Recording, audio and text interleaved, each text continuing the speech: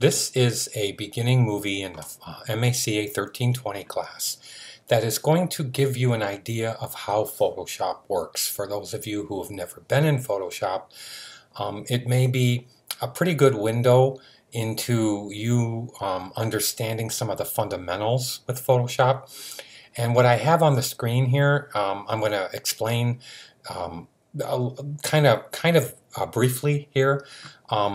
Not only how Photoshop works with special attention paid to the layer palette, the channel palette, and the path palette, because that is where the really beginning understanding of Photoshop occurs. So what I want to do is to first explain the workspace and the way that the options bar up on the top here is directly connected to the tools, which you can show, by the way, in two ways. You can show them as a long, narrow tool palette or a compact tool palette, which is the way I like to show it.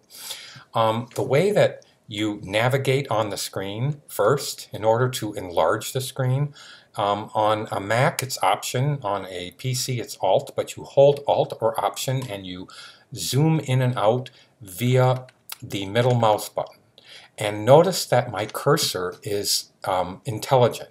If I put my cursor up in the corner of this red box and I move in, look how the corner of the red box is the zooming aspect.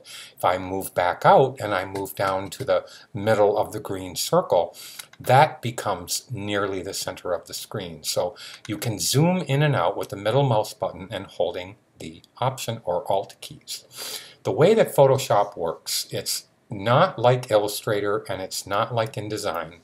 It works by having what is referred to, and I'm turning all the visibilities off, the eyeballs off, is I have a grid, a defaulted grid pattern, which I can actually remove, but the checkerboard pattern, which can be altered by going into Photoshop Preferences and the interface, and then going through a series of these little menu items here in order to find the transparency palette and the gamut palette. You can see you can make the grid size medium, you can make them large, which I'll leave at large for today, and they're really only for you to have an idea that the artboard or the canvas board in Photoshop here, which I have a 6x7 document, and there's a certain number of pixels per inch, which we're going to get into, okay?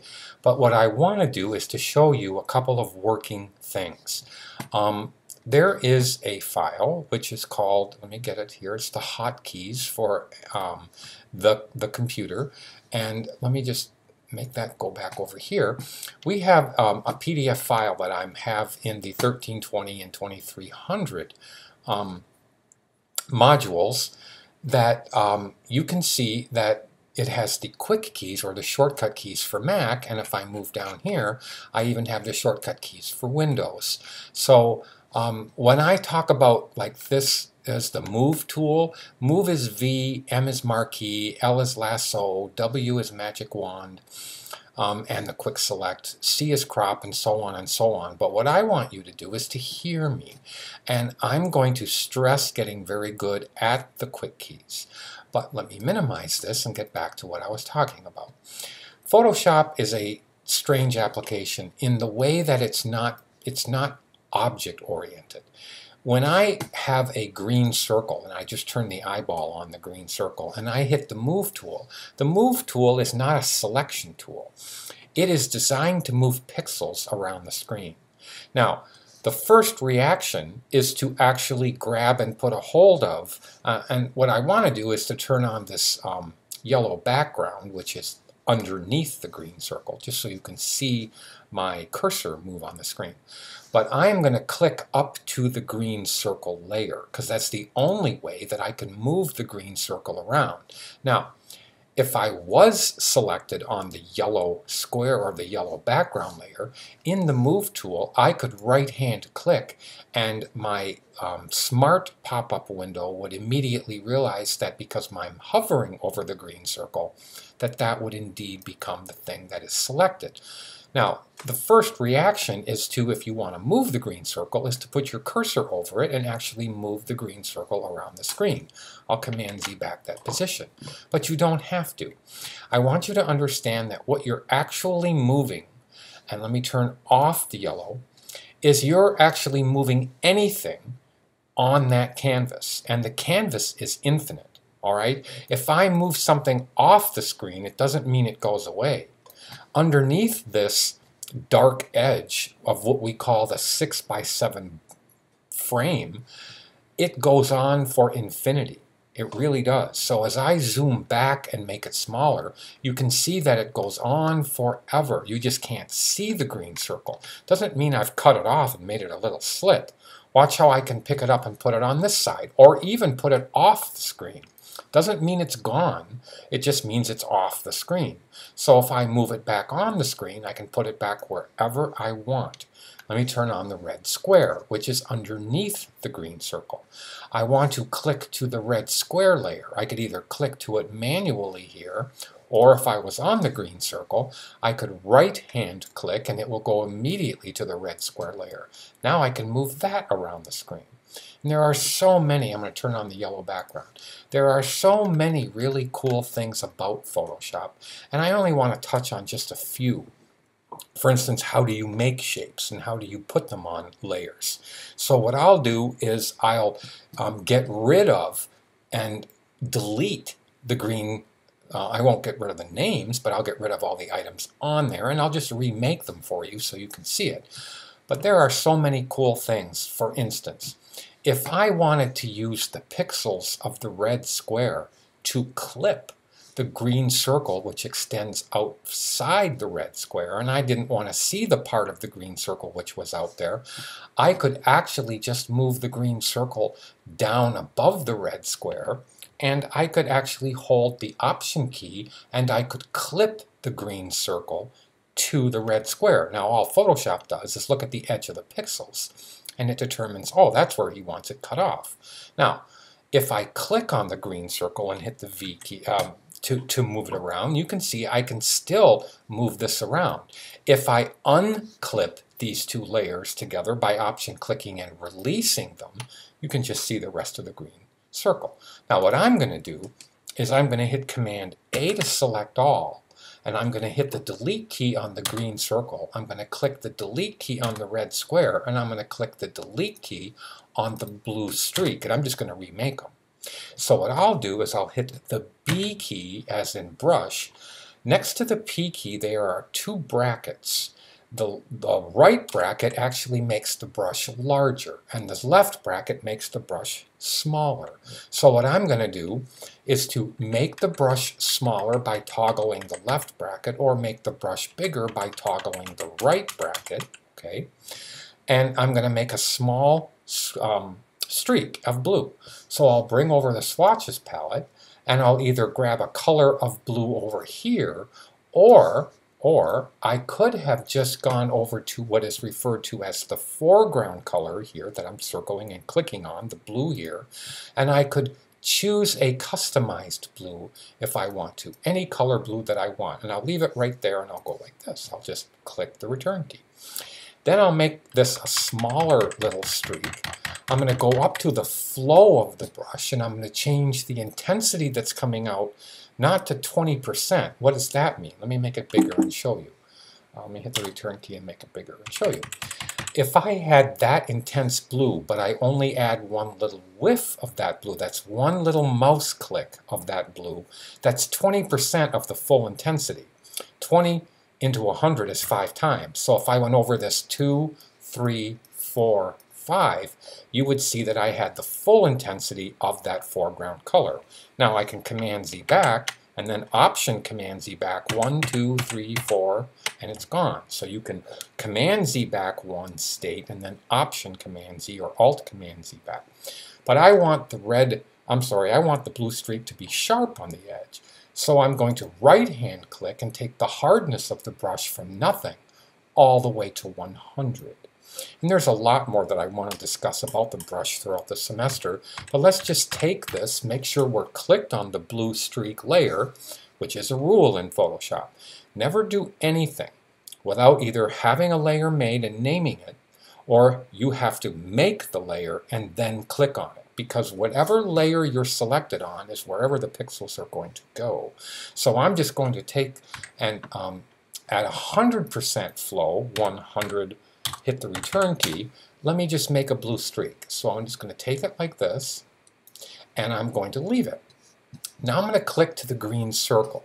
There's so many ways in Photoshop to make a green circle. I will show you 2 of them. Okay. Down here I have actually a path. It makes shapes, and I'm going to click the ellipse tool.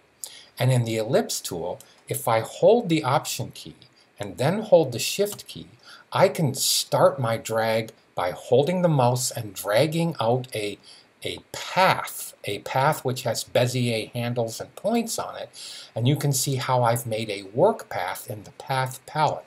And up here in the upper left-hand corner, I had a chance to make a shape layer, a path layer, or pixels, meaning it would have turned into something else, which I'll tell you later.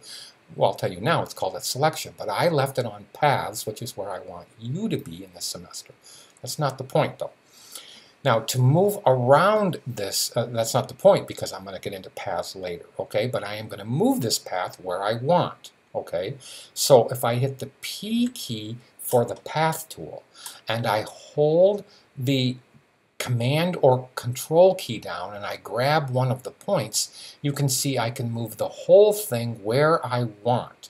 Now, it doesn't really matter where I put it, because I could have filled it, and then I could have put it anywhere I want later. But what I'm going to do is show you how to make a shape be out of color, and there's many ways to do that, but I'm going to do it the simplest way. I'm going to double click this path, and I'm going to name the path the green circle, or just circle actually. Now I'm going to hit the return key, and I'm going to Command or Control click, not the name but the icon over here in the Path palette, and it's going to convert that circle to a selection. A selection is what they refer to as the little marching lines, or some people call them marching ants, but they're the marching lines. That means that Photoshop is now ready to fill this item up, and there's many ways to fill it. I could choose a green from here by clicking the foreground color, and in the color picker, just choosing a green, and I'll get into what these little symbols are later in the class.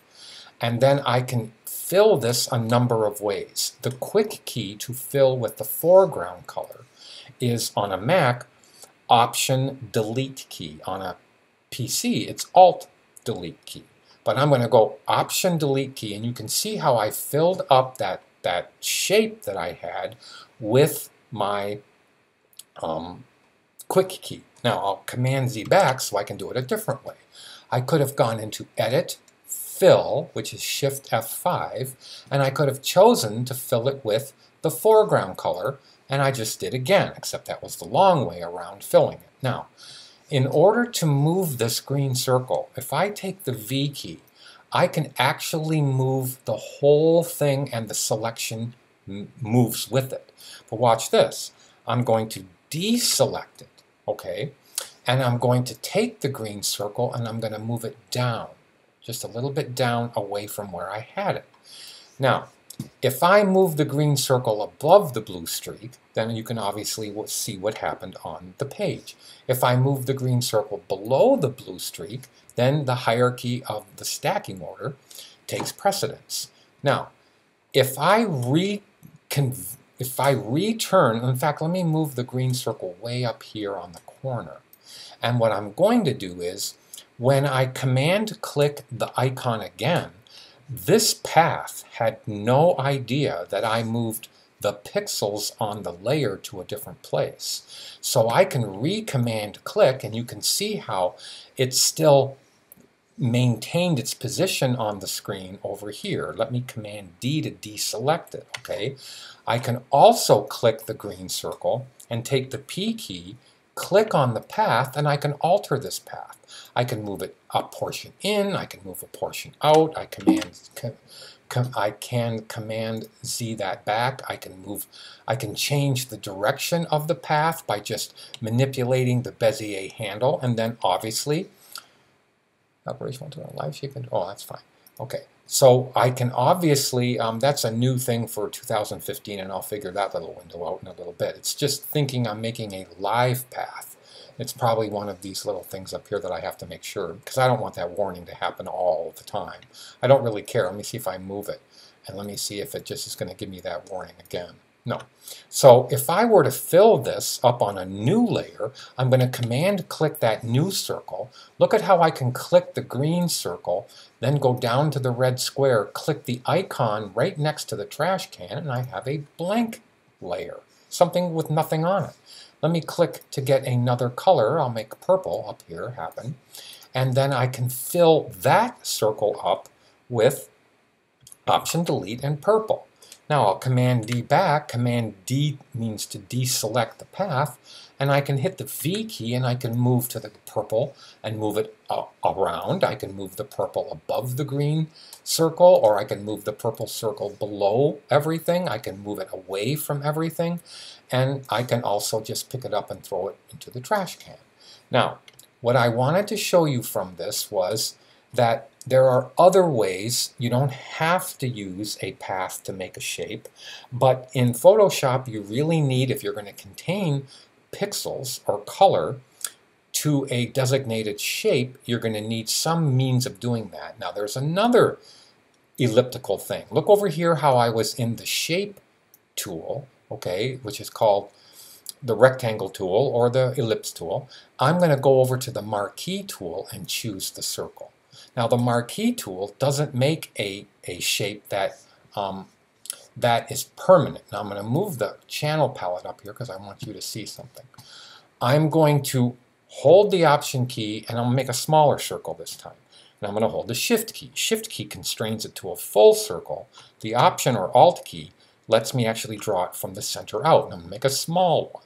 Now I'm going to fill that with purple after I make a brand new layer again. So I'm going to take this, I'll call it purple, circle, and I'm going to hit Option Delete and fill that up. Now I'm going to Command D to deselect, take the V key for the Move tool, and I can move that purple circle around.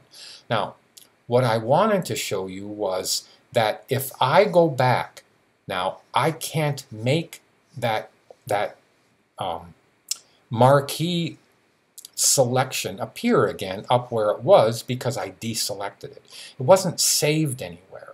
Now, if I wanted to save that original marquee circle, I'm going to Command Z back, and I'm going to Command Z, Option Command Z back one more time, and then one more time, so you can see, if I zoom in, you should be able on the screen to see those marching ants or those marching lines. Now, there's a place in Photoshop that you can go save this, and it's called the channel palette. But how do you save it? You go up to Select and you save the selection. It's going to save that. I'll go here and I'll call it purple circle. Now watch in the channel palette when I actually click OK that it'll appear right there. Now all that is a way that I can deselect, and later on whenever I want, go back over here and Command click that, and I have the circle back. It's right here if you can see the marching ants. I can now hit Option Delete again, and because I'm clicked on the purple circle layer, the color will go on that layer. Now without getting long and involved in many things, I wouldn't mind if you opened up Photoshop and you just played with creating paths. You can also take the pen tool. I'm going to turn off these things here, and I will manually draw a red square. Now notice I don't have to be on the red square layer because I'm not filling anything up yet. I'm just drawing, okay? So I'm going to take the pen, hold the Shift key, and I'll start actually clicking a point. I'll click another point holding the Shift key down, another point holding the Shift key down. I'll say to myself, well, that's just too far down, so I'll move that point up a little bit. Then I'll move over here and I'll hold the Shift key and I'll make another one, and then I'll close my circle. You can see the little symbol shows up right here when I hold the Shift key. It means it's going to close the path. And now I have to customize this. I'm going to marquee that little point, and I'm going to move it over so it appears to be a nice, straight, right-angled rectangle. You can see over here in the path palette that it's called a work path. A work path is a temporary path, okay? If I were to click away and start drawing again, it would just cover up that one. See how it just now makes a new shape over there? Well, I wanted to have that original rectangle that I did. So you've got to be careful and never, I'm going to say a double negative, never not save the path. So let me Option Command Z back, or Command Z, and then Option Command Z back till I have that original rectangle. Now I'm going to double click the work path and name it rectangle. Now I have it, and it's once I save the file, it's going to be there. Now is when I want to convert this into a selection. So I Command click on the path. I now go grab a nice bright red up here in the corner, and I make sure I'm selected on the red square layer, and I hit Option Delete, and it will fill up. It would help if I had the visibility on. So I go Option Delete, and it will fill up. I'll Command D back, and you can see how I have a nice red square. Now, there's something that I want you to see, and it's the way that I work. And I'm going to turn on the green over here, and I'm going to turn on the blue. Okay, now I can clip each one of these. You could see if I use the red square before I go any farther, I'm going to throw away the purple circle. Actually, I won't. I'll leave it right there. And if I take the Option key and I click between the layers, it means that I'm going to use the red square to clip the green circle. I'm going to use the red square to click the purple circle, and I'm going to use the red square to click the blue streak. And you can see how I've used those to clip them with. I also want you to understand that in this channel here, I'm going to click to it. It's black and white. Black always means that that's not where the color is going to go. White always means that it retains the color. So in a mask, you always put black where you don't want color to be, and you leave white where you want color to be. Now, if there were shades of gray, then there would be shades of red that would appear, and they would appear as pink. But I'm going to click back to the RGB, because this is an RGB file. Now, without going on and on with this, there's a couple of things that I actually want to touch upon. And one of those is the application frame and the fact that I'm locked in and I can't get to my desktop. Okay, so there's about 5 things I'm going to show in the next minute. I like to not work with the application frame on. What does that mean? That means that it's going to actually show the fact that I have now independent things here. Now what I would like to do is to actually have these things docked together. So I'm going to actually grab one Photoshop file, because the application frame has been turned off, because I like having the tabs, and I'm going to put all of these back in the same file. So I'm going to take the same thing that I did, and I'm just going to let them find themselves and go back in the same file. Now the reason why I do this is because I like to click to the desktop, and if I'm working back and forth between Illustrator and InDesign and Photoshop, I like to quickly get to those. Now, I'll go through it, but I'll go through it many times, okay, in class. As through the assignment tutorials, I will go through this with you. But there is something called the full screen showing button. It shows the menus, it shows the full screen by itself, and there's something real important that I want you to see. If I hit the tab key to get rid of all the palettes, okay, tabbing gets rid of all the palettes. Shift tabbing keeps the options bar up above and the tools, which is really cool. Now, if I want to zoom in, or if I want to move my screen around, look at how I'm trying to hold the space bar down and I can't move this anywhere. Okay, so if I were to enlarge this, and now I want to get to the corner of this file, look at how I can't get to where the border was. If I hit the F key to go to full screen, it's going to enlarge the screen. It's going to use the edges of my computer as the means of me being able to actually move this file around with the space bar and me holding my mouse button down. So I like to use the F key, not the application frame, because I can hit F really fast again and then again to go back to the regular screen so that I have actually access to my desktop and other areas. It's just preference. If you like working with the application frame on, that's fine with me. I simply don't. okay? If you lose your options up here, there's the options down here. If you lose your tools right there, there's the tools right there. So if I accidentally close the tools like this, I can just go back and get the tools. The next thing that I wanted to show was resolution. Okay, so I'm going to click to my poster that I had at 72 ppi, and I'm going to show you that means 72 pixels per inch. I took this poster that I did in Photoshop and in Adobe Illustrator, and I made the resolution of it 72 pixels per inch. If I go to image and image size, you can see how the resolution is at 72 ppi. What does that mean? If I drag a guide over to the 6-inch mark and I drag a guide over to the 7-inch mark, that means between here and here there are 72 pixels to Leia's eye. Now if I move in, you can obviously see all the pixels. Now I also saved this at 300 ppi, so I'll do the same thing at 300. I'll zoom into Leia's eye. You can see it's much cleaner. Okay, you can't even see the edge of the pixels. Now let me take and put my guide at the 6-inch mark and my guide at the 7-inch mark again. So now there are, if I zoom way in, you can start to see the pixels. See them? There's 300 pixels per inch there.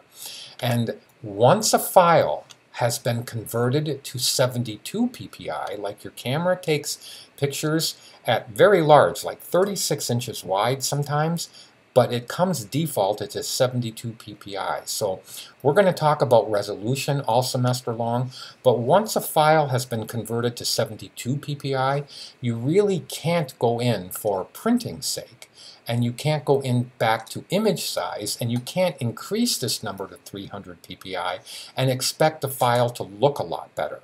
It's not going to look as good as it did when it was originally made at 300 ppi. Now look at the difference between Leia's eye. There is Leia's eye at 72 ppi. There is Leia's eye at 300 ppi. Obviously, the more dense and the more higher the number, the more pixels there are per inch, and the better the artwork looks. There's another thing that I want to talk about color with, and when I hit Command N to make a new file in Photoshop, let me see that again. Oh, it's on my next screen. It comes in defaulted to 8-bit color, which is what I want you to leave it on. That's the default that Photoshop works on, and I'll tell you at the start of every assignment what to make your canvas size, okay? And I don't want to call it artboard size because it's called canvas, but let me cancel this. I'm almost done with this tutorial. If I have to make another tutorial, I'll have no problem doing it.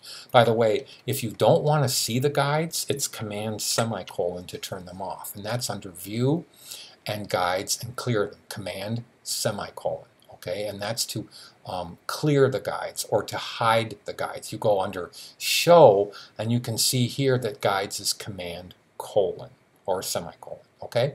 So the next thing that I want to show is what does it mean when we talk about colors. When I am in 8-bit color, it means that each one of these RGB elements here, R, G, and B here, they all have a color range of 256 colors, okay? So if you take 256 times 256 times 256, that's a lot of colors, okay? But how does 8-bit color work versus 16-bit color versus 32-bit color? Well, I made a little handout guide here, and I wanted you to see that when I have 8-bit color, it simply means that you take the number 2 and you multiply it. So 2 times 2, or 2 colors times 2 colors, is 4 colors. 4 colors times 2 is 8. 8 times 2 is 16, and so on, all the way up till you get to 256 color ranges for any particular color. That means that if I go back to Photoshop and I go click this red, there are 256 variations of that red I can have just in the red factor. But if I actually marry it with different levels of green, like if I change this color right here to 40 from 62, you can see that it jumped way up there, okay? If I change this to 200, you can see that right now the color changed. So it's no longer a fire engine red, it's more of a magenta red, but I'm going to cancel that. Let's go back to that file because I want you to see what happens when it gets to be 16-bit color. Let me see where I put that. That's the hotkeys. I must have just put it over here. 16-bit color means that you take the same thing all the way to 256, but instead of having only 8 multipliers, guess how many you have? You have 16 multipliers for a total of, let me make sure I'm not in my, I want to just move this over, for a total of 65,536 variations of each color, whether it's CMYK, which is cyan, magenta, yellow, and black, or and you have 65,000 variations of those colors. That's a lot of colors. Now, rarely should you ever work in 16-bit color, and even more rare is 32-bit color. In 32-bit color, if you look over here, you literally have 4 billion plus combinations of or variations of any particular color. So now you can imagine if you took RGB, you would take this times 3, and that would be an amazing amount of colors, and you better have a very good graphics card if you're going to deal with it. But we are going to deal with 8-bit color and 256 levels of each color. And when I say 0 on any color, RGB is actually additive color. I'm sorry, subtractive color. CMYK, the more you add, the more color you have. If you have 0%, let me go to the Photoshop. If I were to take this file and I were to convert it in CMYK, or I were to click this, CMYK is right over here. The lower the number, and let me see if I can zoom into this. I can't. The lower the number in CMYK, the less color you have, okay?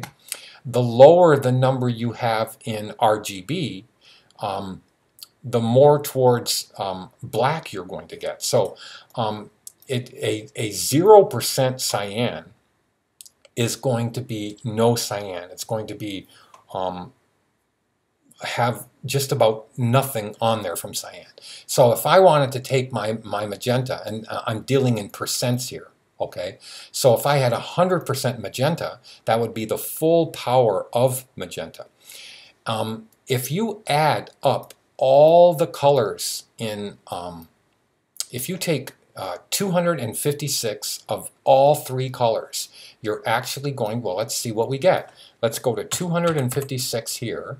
Let's go to 256 here. And let's go to 256 here. Oh, 255. Okay, right. Because the white is actually the color. Now, if you add up all the color and you just flood RGB with the most you can have of RG and B, you actually end up with white, because that's called subtractive color, okay?